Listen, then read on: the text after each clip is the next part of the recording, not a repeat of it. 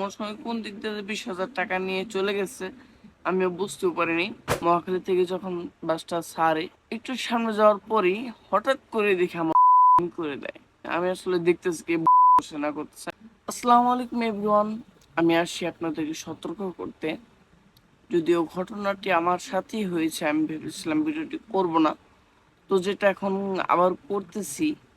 ভাবলাম যে আমার সাথে হয়েছে এমনটা যাতে কারোর সাথে না হয়, তো তার জন্যই ভিডিওতে আসা। তো বেশি কথা না বললে কথাটা এগোই। তো মূল বিষয়টা হলো গিয়ে ঈদের আগে একটা কাজ করেছিলাম রমজান মাসে, সেটা হলো সিনেমার কাজে, টগর সিনেমা। তো এই কাজের শেষে এটা হয়তো ঈদের পর, হ্যাঁ ঈদের পরেই আমি গিয়েছিলাম ভয়েস দিতে। ভয়েস বলতে ডাবিং ডাবিং দিতে গিয়েছিলাম। তো ডাবিং শেষ করে টাকা দিছে, টাকা নিয়ে বের হয়ে গেলাম। তো 20,000 টাকা ছিল। ডাবিং দিয়ে 20,000 টাকা নিয়ে আমি মগবাজার থেকে বনশ্রী প্রভাতী বাসে উঠছি।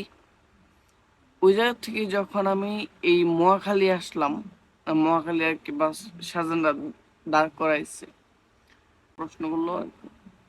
তো ওই ফাঁকেই বমি পার্টি ওঠে। বমি পার্টি উঠা দাঁড়ায় থাকে বা যাই করে, তারা বসে না। বাস অনেক জায়গা থাকে, তারা বসে না। এটা আমি শুনছি যাত্রীদের কাছ থেকে। আমি ওই সময় তখন ফোন টিপতেছিলাম, হাতে ফোন ছিল অ্যান্ড্রয়েড। তো ওই জায়গা থেকে যখন গাড়িটা ছাড়ে, মহাখালী থেকে যখন বাসটা ছাড়ে একটু সামনে যাওয়ার পরই হঠাৎ করে দেখি আমার উপর বমি করে দেয়।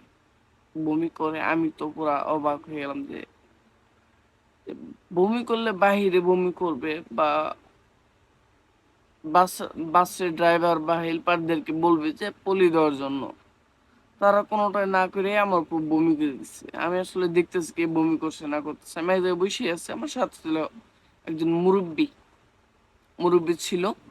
উনি আগেই চলে গেছে, দৌড়ে চলে গেছে, সামনে বসে গিয়ে। তো আমি বসে আছি, মানে কে বমি করছে না করছে এটা আমি দেখতেছি, চেক দিতেছি। একজন বলতেছে আমি নাকি বমি করছি। তো আমি বমি করলে আমার উপর বমি কিভাবে পড়ে? আরেকজন বলতেছে বাহির থেকে বমি করছে। তো ইতিমধ্যেই হঠাৎ করে কে যেন ধাম করে উঠে বলছে, মানে উঠায় বলছে ওদের লুকিয়ে আর কি, বমি পাটাদের লুকিয়ে আমাকে দাম করে উঠাই ফেলছে। উঠাই বাসে একটা কাপড় থাকে, সেই কাপড়টা দিচ্ছে আমাকে পোছার জন্য।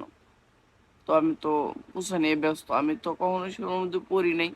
তো হঠাৎ করে পড়ে গেছি, তো এটা কিছু করার নেই। তো আমি বুঝতেছি এমন সময় কোন দিক দিয়ে 20,000 টাকা নিয়ে চলে গেছে আমিও বুঝতেও পারিনি।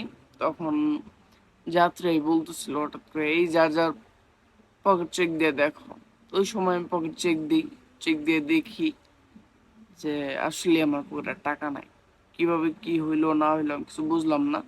এর আগে অনেকবার টাকা আনছি, যাই করছি সবসময় এইভাবেই, কখনো এমন ঘটে নাই। তো এমন সময় এমন ভাবে বিষয়টা ঘটে গেল আমি ভাবতেও পারিনি।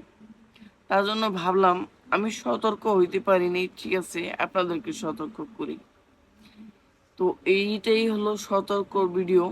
সবাই সতর্ক থাকবেন।